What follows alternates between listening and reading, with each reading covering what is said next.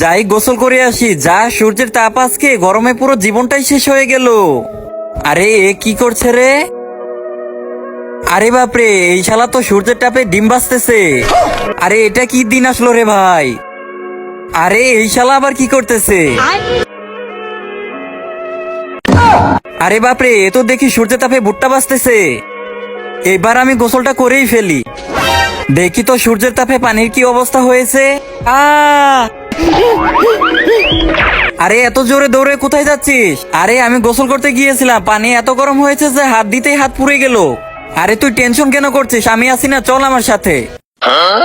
আজকে তোর এই পানি পুরো বরফের মতো ঠান্ডা করে দিব, তারপরে দেখি সূর্যের তাপে কি করতে পারে। নে, হয়ে গেছে ঠান্ডা পানি, এবার তুই গোসল করে নে।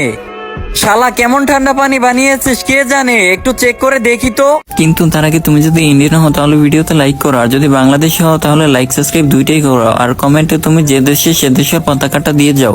ওরে বাপরে, শালা বাঁচতে চাইলে পালা জলদি।